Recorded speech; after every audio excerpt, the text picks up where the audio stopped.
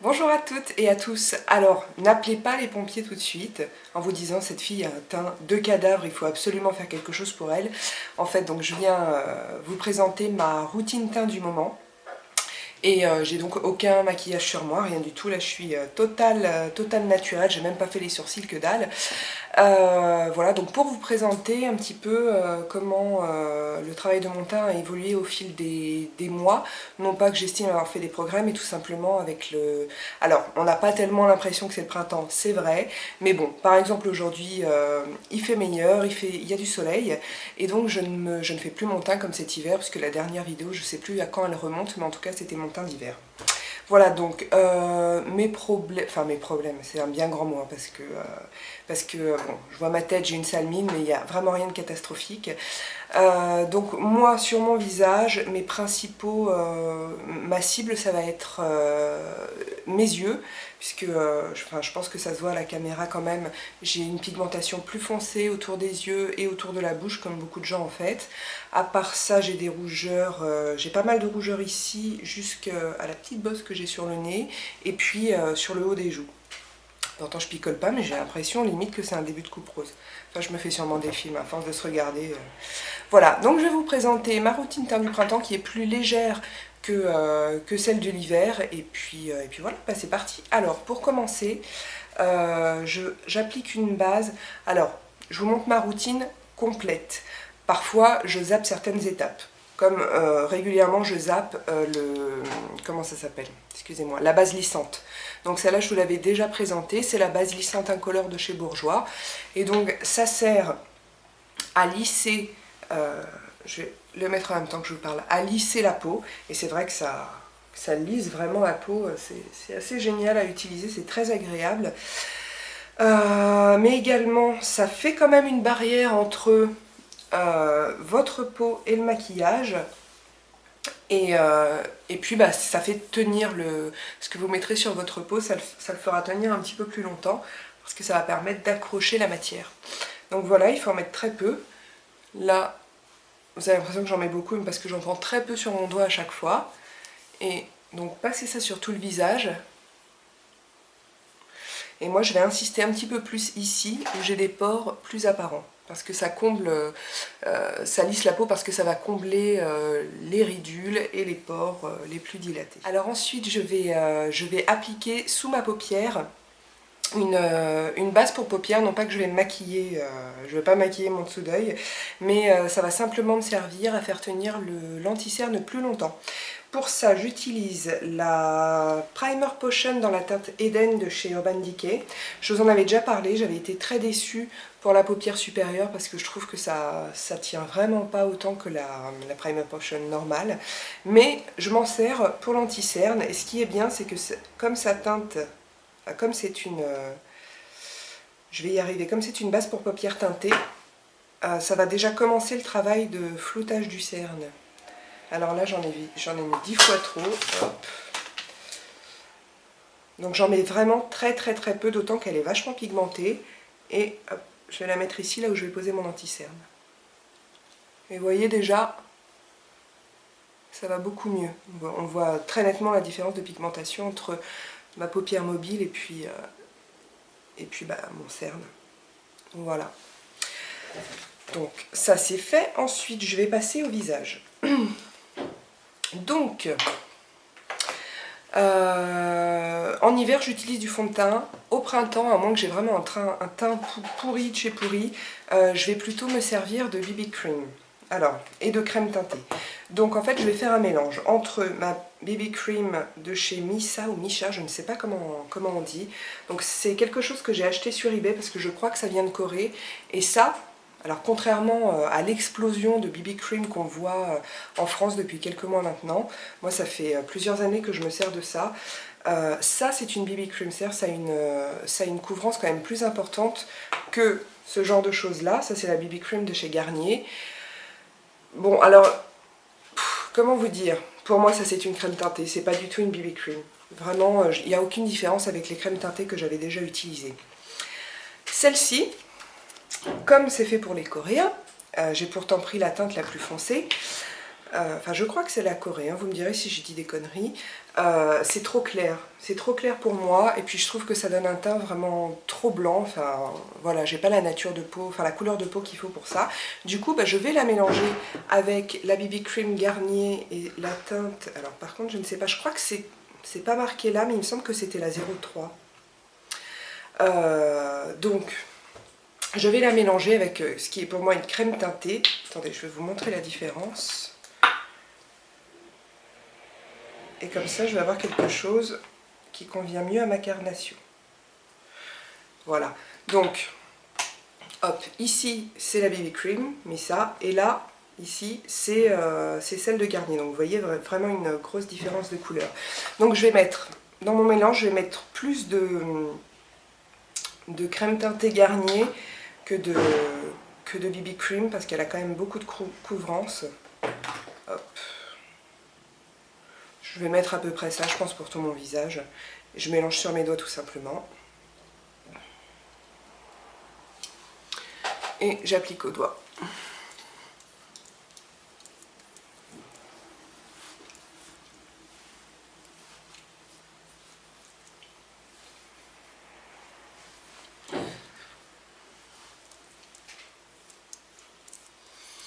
Voilà.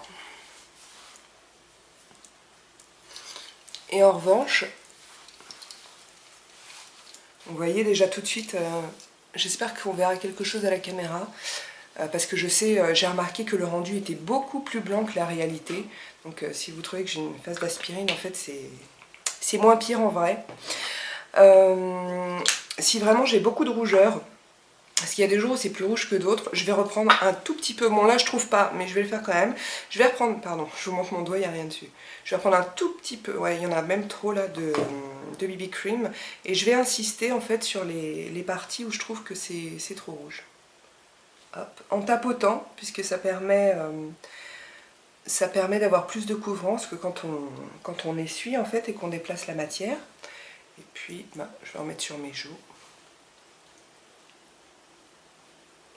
Alors c'est un parti pris parce que moi je mets toujours du blush, mais ça peut être sympa aussi d'avoir les joues un petit peu rouges.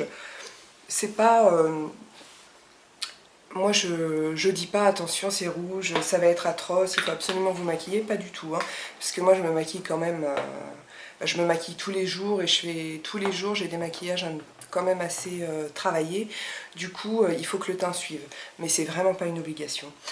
Voilà, donc là déjà... Moi, je pense que je peux sortir comme ça. Maintenant, je vais vous montrer le reste. Donc, je vais passer à l'anti-cerne.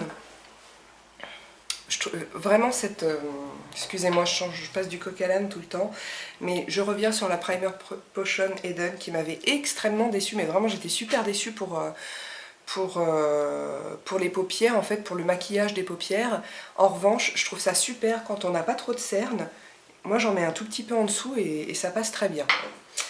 Et je ne mets pas d'anti-cerne du coup. Alors, en parlant d'anti-cerne, où est le mien? Il est là. Donc je vais mettre mon anti-cerne. C'est toujours le MAC Studio Finish Concealer. Moi c'est la teinte... Attendez, je vous le montre. Bah alors. Moi c'est la teinte NW20. Mais bien sûr, c'est pas parce que moi je mets ça qu'il faut prendre cette teinte, puisque chacun son teint. Et voilà. Alors, je le pose avec... la Deluxe Crease Brush de chez Real Techniques. Donc je prends vraiment très peu de produits parce que c'est un anti-cerne très très couvrant. Et je vais commencer par le poser en tapotant là où c'est le plus foncé. Ensuite je vais faire le coin interne de mon œil. Ça c'est super important. Enfin, généralement les gens n'y pensent pas, mais ça illumine vraiment le regard. Et ensuite... hop, je continue à balayer sous mon cerne comme ça. Alors là, j'en mets peu parce que je suis pas trop cernée, j'ai de la chance aujourd'hui. Mais bon, après, vous adaptez selon vos cernes, tout en sachant que, faites gaffe les filles, ne vous maquillez pas, et les garçons, pardon, ne vous maquillez pas sous une lumière artificielle. Je sais que parfois, c'est pas toujours évident. Par exemple, l'hiver, moi-même, même si je me mets en face d'une fenêtre, bah, il fait nuit. Mais au maximum faites-le parce que bah, moi je me rends compte, hein, parfois je me maquille, même quand je suis à la lumière du jour, mais chez moi devant la fenêtre et que parfois je passe sur mon balcon et que je me regarde, je me dis waouh. Alors, donc du coup, excusez-moi, j'ai continué mon travail. Je descends comme ça un petit peu parce que ça illumine le visage. Je pense que je vous reparlerai de cette technique un petit peu plus tard. Moi je descends mon anti-cerne, mais alors il y a beaucoup moins de matière que sous le cerne, mais je le descends sur la joue, puis ça me permet de continuer à camoufler mes rougeurs. Voilà, je fais pareil de l'autre côté. Hop, je tapote à l'endroit le plus sombre. Ensuite, je fais mon coin interne. Après, je finis d'étaler la matière sous le reste du dessous de l'œil. Et là, j'en reprends un peu, je descends ici, hop. Et j'éclaire un tout petit peu, mais vraiment un tout petit peu, parce que le printemps, moi, ou l'été, j'ai pas du tout envie d'en avoir des tonnes sur le visage. Je vois que j'ai encore un peu de rougeur ici. C'est vraiment histoire d'eux. Voilà. Ensuite, si j'ai vraiment envie d'avoir... Moi, je trouve que ça va très bien comme ça. Si vous trouvez que votre bouche est encore un petit peu sombre, le tour de la bouche est encore un petit peu sombre, vous pouvez en mettre un petit peu. Mais alors moi, je le fais jamais. Un tout petit peu, hein, j'insiste. Je le fais jamais parce que je suis une fille qui transpire. Enfin, qui transpire. Du visage, en fait. J'ai le front qui transpire et aussi le tour de la bouche quand j'ai chaud. Du coup, j'aime pas en avoir des tonnes autour, quoi. Voilà, mais bon, si vous n'avez pas ce problème, vous pouvez faire ça, l'éclairer un tout petit peu, il faut vraiment y aller en très très fine couche, sinon ça va faire pâteux et ça va pas être joli. Excusez-moi, et ensuite j'unifie ma paupière. Voilà, j'en ai mis beaucoup trop. Hop, pareil, une couche très très très très fine. D'habitude je le fais avec mon fond de teint, mais comme là j'en ai pas mis et que la BB cream...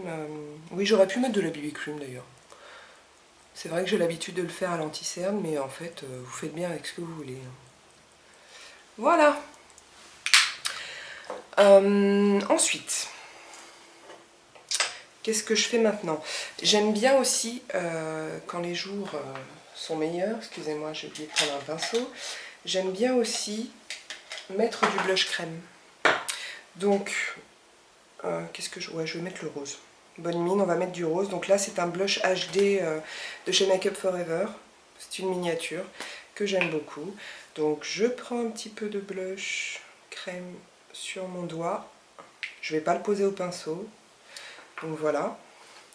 Je l'étale bien sur mon... Alors moi, en fait, comment je fais? J'étale ça sur mon doigt, bien comme il faut. Ensuite, et je laisse tous mes autres doigts sans matière. Ensuite, je vais commencer à tapoter comme ça.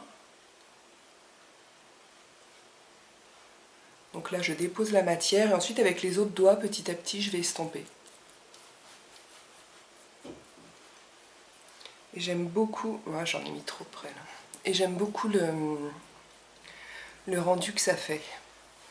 Moi, je suis pas super fan en fait des teints vachement poudrés. Pourtant, j'ai une peau mixte. Alors, bien sûr, je poudre, vous verrez tout à l'heure, ma zone T. Mais je trouve vraiment qu'une peau qui brille un peu, qui a un peu de glow, c'est beaucoup plus joli qu'une face... Il y a un YouTuber qui appelle ça comment? Je crois que c'est Baudrier R. Et je crois qu'il dit une tête de sac de ciment ou un truc comme ça. Enfin bref, c'est tout à fait l'image que j'en ai. C'est quand même beaucoup plus joli, une peau qui brille un petit peu, mais pas qui luit, qui brille tout simplement, qu'un truc complètement mat, complètement plat. Voilà, moi j'aime pas.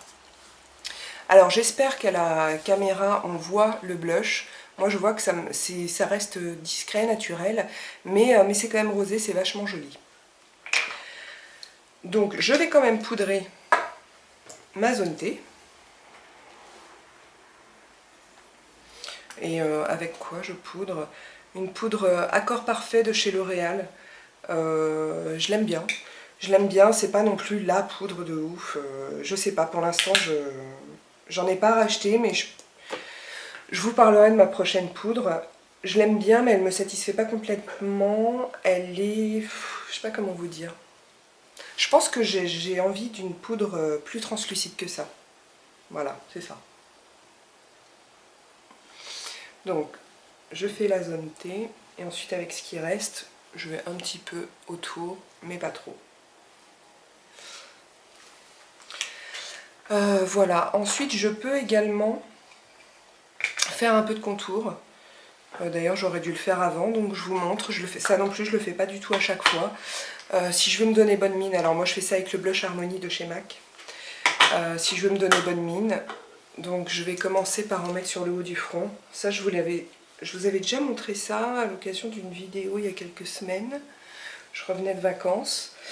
Donc pourquoi on fait ça sur le haut du front? Parce que si on veut simuler un petit effet hâlé, bah, le front ça va être la première surface de votre visage que le soleil va rencontrer, et on est toujours donc plus bronzé du front. Voilà. En fait c'est toutes les parties saillantes du visage. Donc là j'ai déjà mis mon blush, j'aurais vraiment dû le faire dans l'autre sens, mais vous allez hop passer ça sur le haut du front. Ensuite ici sur les parties saillantes, je le fais pas trop parce que je veux pas éclater mon blush. Le nez évidemment, hop. Le menton. Et voilà. Et sinon si vous voulez juste faire du contouring, bon, vous faites votre tête de poisson et vous allez marquer ici le creux. Mais voilà, je vais pas le faire. Est-ce que c'est tout? Eh bien oui, c'est fini. Non, excusez-moi. N'importe quoi, j'ai pas poudré mon anti-cerne. Alors là, n'importe quoi. Donc ça, vous le faites juste après l'anti-cerne, évidemment. Je vais reprendre la même poudre que j'ai prise pour mon visage. Et je fais ça avec un Passo Sigma E40 qui est complètement éclaté parce que je m'en sers que pour ça. Voilà. Et donc, vous poudrez toujours votre anti-cerne. Sinon, ça va filer. Même avec une base. Voilà, là, hop, je poudre ici. J'aurais pu mettre de l'anti-cerne ici aussi, mais là je suis pas trop rouge, ça va. J'insiste aussi un petit peu en fait sur les parties où j'ai mis de l'anti-cerne. Et voilà, mon teint est terminé pour le printemps. J'espère que cette vidéo vous a plu. Les commentaires sur Facebook, YouTube ou le blog Big Belle Mag. Si vous avez des questions, n'hésitez pas. Si vous aimez la vidéo, signalez-le sur YouTube, abonnez-vous, enfin tout ça, voilà. Je vous embrasse très fort et à la prochaine fois.